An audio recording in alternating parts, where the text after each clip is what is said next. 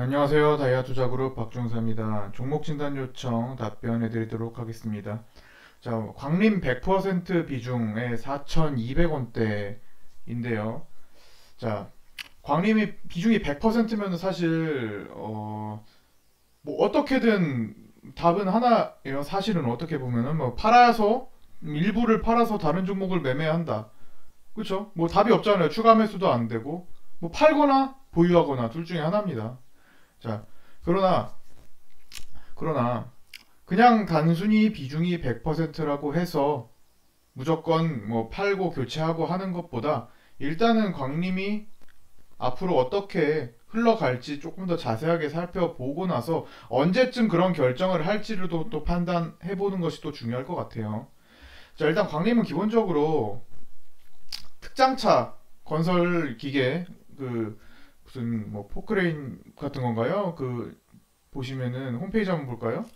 네, 기본적으로 100%나 투자하셨으면은 이 회사가 어떤 회사인지는 좀 알고 하셨을 거라고 생각합니다. 홈페이지를 살펴보면 일단 자 여기 광림 자 특장차 여기 보시면은 제품 소개 크레인 포크레인이나 뭐 여기 그렇죠 이런 거 많이 봤죠 무슨 사다리차라든지 소방차 특수장비 차들 운송차 이런 것들을 개발 관리하는 업체예요. 전기공사차, 소방, 아까 이거 봤다. 그렇죠? 이거 뭐야? 이게 사다리차고, 그렇죠? 스티크레인. 이런 거 많이 보셨잖아요. 건설 장비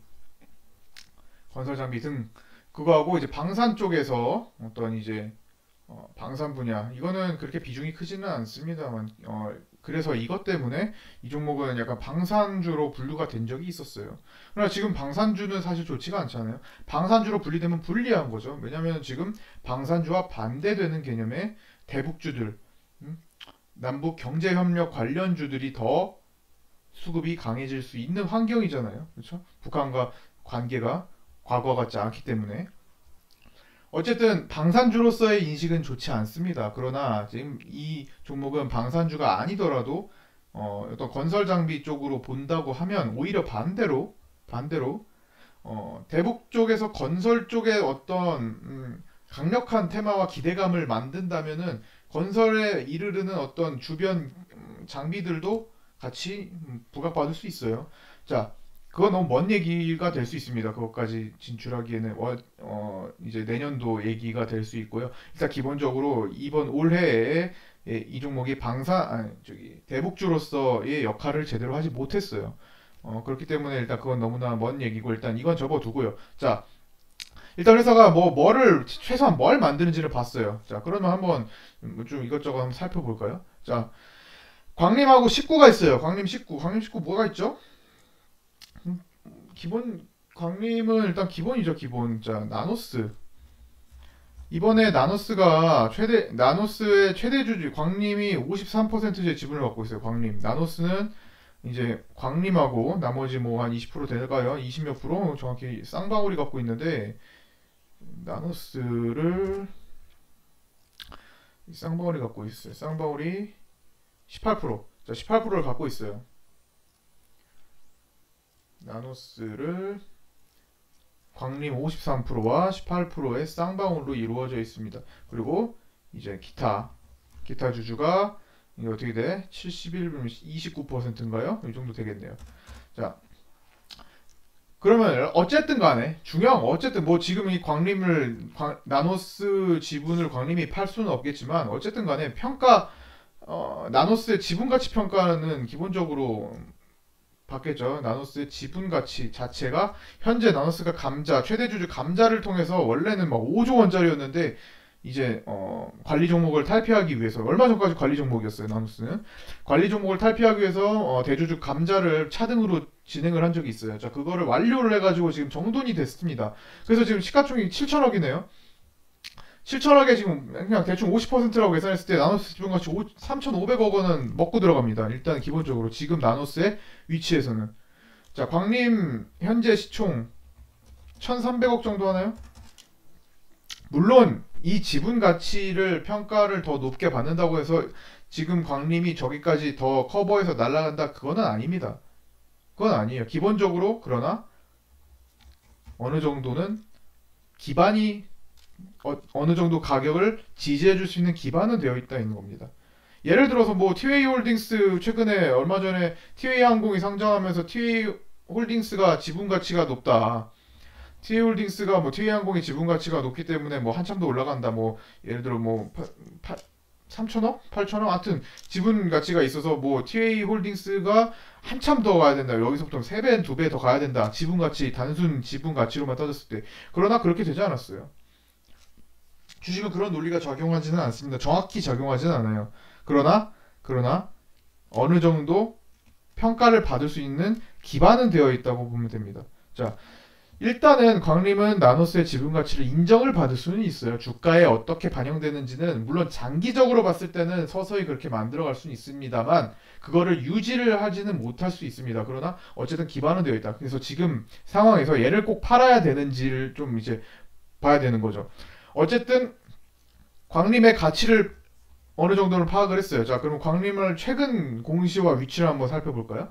자, 최근 공시 뭐가 있어요? 뭐 오늘 공시, 오늘 뉴스도 나왔네. 광림 군산대 특장차 기술개발 협약 체결. 뭐 이런 거는 뭐 중요하지 않고 실적 발표 어제 했죠. 자, 영업이익 3원 흑자 전환. 원래 적자 최근 적자였는데 어때 흑자 전환했대요. 흑자 전환 괜찮아. 적자 회사가 흑자 전환되는 게 훨씬 좋습니다.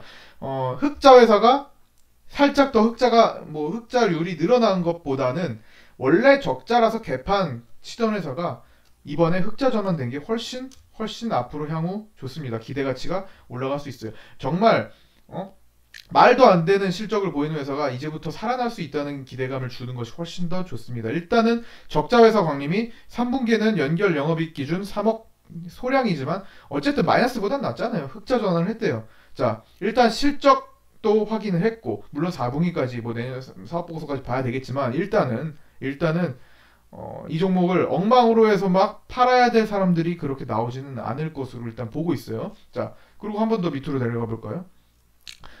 유상증자를 했네. 얼마 전에. 자, 근데 그게 뭐야? 관계사 쌍방울 대상으로 신주 113만 주 30억 원을 발행을 했어요.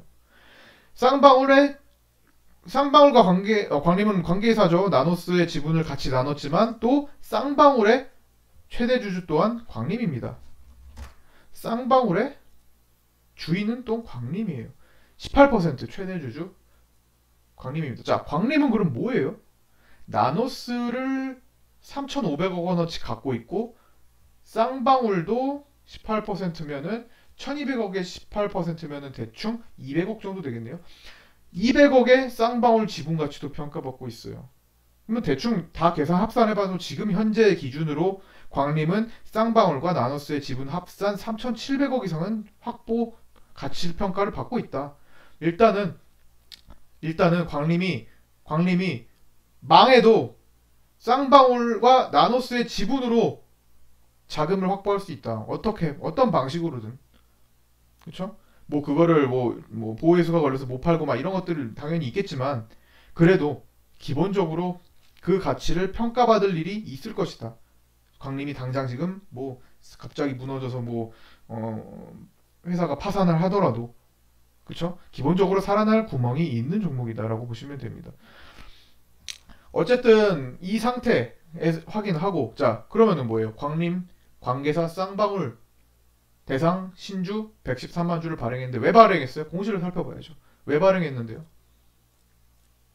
자, 유상증자 결정 사유부터 먼저 사유, 운영자금 등 뭐 길게 뭐 있어요. 제3자 배정 근거가 되는 정량 보정 이건 정관이고 자 쌍방울 관계회사 회사의 경영상 목적 달성 및 신속한 자금 조달을 위해 투자자의 의향 및 납입 능력을 고려하여 배정 대상자를 선정함. 자 쌍방울 배정 대상자 충분히 선정할 수 있는 상황이고 관계사니까 투자자 의향도 있겠고 회사의 경영상 목적 달성을 해야 돼. 당연히 동의를 했겠고 자금 조달 충분히 할 수 있는 기업이고 112만 주 1년간 보유해수 걸고 얼마에 발행을 해요?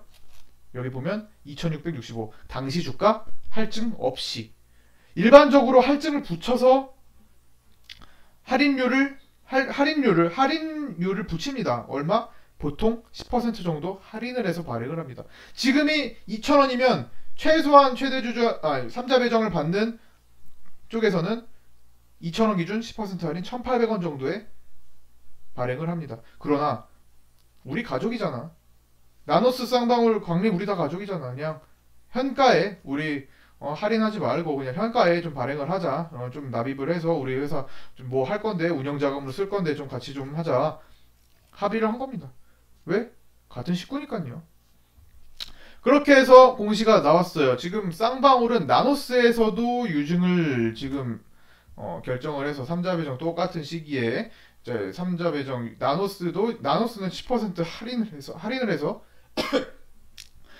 현재 주가 대비 그때 기준 주가 대비 10% 할인을 해서 발행을 했고 광림은 그냥 우리 같이 살자. 할인율 없이 가자 결정을 한 겁니다. 자, 어쨌든 쌍방울에 자금이 들어와요. 30억이 들어옵니다. 언제 들어와요? 납입일 11월 21일에 들어옵니다. 11월 21일이면 다음 주 화요일인가요? 수요일인가요? 하여튼 들어와요. 수요일이네. 자, 수요일에 납입을 하겠죠. 쌍방울이 납입을 안 할 이유는 사실 없다고 봅니다. 물론 그때 뭐 100%는 없지만 쌍방울이 광림의 유상증자를 납입하지 않을 이유는 없습니다. 자, 적어도 할인율이 없었기 때문에 쌍방울의 자금 유입을 원활하게 하기 위해서 2,665원의 기준가보다는 더 올려놔야 21일 전에 올려놔야 21일까지 올려놔야 할 필요성을 광림도 느끼고 있을 겁니다. 그래서 어떤 방식으로든 2,665원 보다 높은 가격을 11월 21일에 유지하려고 할 거예요. 자, 지금 단가 얼마예요? 광림 2,715원 유지하려고 노력하고 있고 공시가 떴을 때 잠깐 다음날 공시가 떴을 때 8% 정도 2,880원까지 올라갔다가 매물벽에 부딪혀서 지금 다시 좀 밀려있는 상태입니다. 자, 21일까지 2,665원을 이탈을 잠시 하더라도 조금 눌려서 이탈을 하더라도 조정받으면 뭐 금방 이탈할 수 있죠. 이탈하더라도 다시 어느 정도는 회귀할 수 있는 근거가 충분히 됩니다. 자, 그럼 이 상태에서 100% 비중을 가지고 있는 입장에서 4,200원에 그것도 굉장히 높은 위치에 가지고 있는 입장에서 당장 지금 이걸 팔아야 될까요? 물론 뭐 제 입장에서는 100%인데 뭐 다른 돈이 없으니까 사실 제가 드리는 추천주를 살 수는 없어요. 그렇죠? 당연하죠. 그래서 대충 그냥 파시고 그냥 그걸로 매매합시다 라고 하면 저도 편합니다. 그러나 일정을 앞두고 굳이 그렇게 무리를 할 필요가 있을까 싶어요. 뭐 주식이 그렇게 급하게 이렇게 바쁘게 지금 하지 않으면 지금 뭘 이렇게 막 이거 팔고 저거 사고 이거 팔고 저거 사고 막 해가지고 막 바쁘게 뭐 손 해가지고 매매해서 그렇게 하지 않으면 안 되나요? 필요 없어요. 일단 지금 어떻게 더 나은 상황을 만들 것인지 고민을 하고 그렇게 하면 됩니다. 급하지 않게. 지금 당장 뭘 안 해도 돼요. 지금 당장 뭘 그렇게 급하게 하지 않아도 됩니다. 100% 비중 보통 저는 100% 비중 들어온 거 굉장히 좋아하지 않아요. 왜? 너무나 위험한 투자를 하는 스타일을 보이시니까. 근데 대부분 개인 투자자가 그렇게 50% 이상 비중을 잡아 들어가고 있습니다. 그래서 제가 뭘 말씀드리냐면 일단 결론은 일단 보유하자는 겁니다. 일단 보유해서 지금 100% 비중이라서 아무것도 할 수는 없겠지만 조금 나중에 따라오시는 한이 있더라도 어차피 가입하신 그 기간이 좀 있을 거 아니에요. 잠시만요. 기침이 나와가지고 시간이 좀 있잖아요. 마음의 여유를 가지고 하나씩 좀 천천히 단계를 밟아보자는 마음으로 일단은 다음 주 수요일까지는 최소 지켜보시고 그때 가서 어떤 쌍방울의 자금이 들어오면서 뭔가 흐름이 잡힌다 싶으면 조금 더 볼 수도 있어요. 이걸 굳이 팔아가지고 다른 거를 옮겨가지고 뭐 당분간은 하지 않아도 될 수 있습니다. 21일 상황을 보고 나서요. 21일 납입하고 22일까지 주가를 한번 보고 나서, 그리고 그 주에 금요일까지 한번 보고 나서 결정을 해도 늦지 않을 것 같습니다.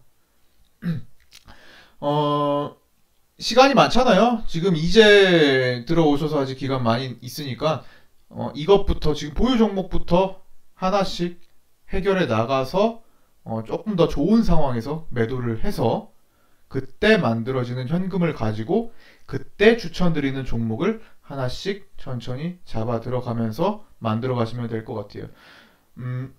일단은 지금 기술적으로만 봐도 10월 달에 폭락장을 충분히 겪고 아직 제대로 된 반등이 나오지 않은 상태입니다. 기본적으로 이날 10월 30일에 거래 충분히 나와서 최저점 만들었고, 이 가격을 이탈하지 않는 한 일단은 다음 달 정도까지도 볼 수 있어요.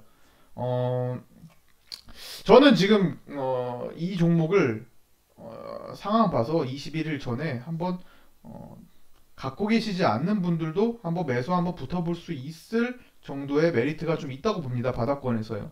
광림은 어느 정도 끼를 확보한 종목이고 가치도 갖고 있는 종목이고 흑자 전환까지 됐고, 지금 물론 2016년도 17년도에 굉장히 크게 올라가면서 지금 많이 불안한 위치죠. 사실은 하단부가 더 많이 열려 있으니까 너무 많이 올라왔고 왔었고, 한참 또 내려가고 또 하단부로도 많이 열려 있는 굉장히 위협적인 모습을 보이는 상황이기도 합니다만, 그럼에도 불구하고 지금 10월달 폭락장 위치를 최저점을 건드리지 않는 선에서는 한번 없으신 분까지도 조금 접근을 해볼 수 있지 않겠나라고 생각이 들 정도의 어떤 지금 자리를 만들고 있고 내용을 만들고 있는 것 같아요. 자, 그래서 일단 기술적으로 지금 한 2주 정도 후에 보이는 이 구름대를 건너가는 것을 기대를 하고 일단은 조금 보유를 하시되, 상황은 21일 유상증자가 대금이 납입이 되는 상황을, 혹시 안 될 수 있으니까 되는 상황을 보면서 그때 가서 다시 한번 판단을 해보도록 해요. 그래서 판단 기준은 21일 판단 납입 일정 보고 22일에 한번 한 차례 판단을 해보고요. 그러니까 21일 밤이죠. 21일 저녁까지 공시를 보고 납입이 됐는지 안 됐는지 보고 그 다음에 그때 판단을 한번 해보고, 그 다음에 이제 기술적으로 한 2주 정도 넘어가는 구간에서 이제 향후 대북주로서의 또 인식이 될 수 있는지도 판단을 해서 두 차례에 걸쳐서 한번 판단을 해보자고요. 그래서 3,000원에서 4,000원 선의 어떤 흐름을 단기적으로 만들 수 있는지 봐야 될 것 같아요. 지금은 앞으로 이게 매수가를 회복한다 안 한다를 지금 따져서 좀 하지 마시고 일단은 단계적으로 날짜 될 때 그때 판단을 하시는 걸로 하고요. 그것은 일단 그때 가서 또 체크를 해드리도록 하겠습니다. 너무 성급하게 생각하지 마시고, 이거 한 달 뒤에 판다고 해서 어디 자금 도망가는 거 아니잖아요. 이 종목이 20% 올라갈 수 있으면은 이거 20%더 먹고 그때부터 다른 종목 천천히 시작하셔도 되는 거니까.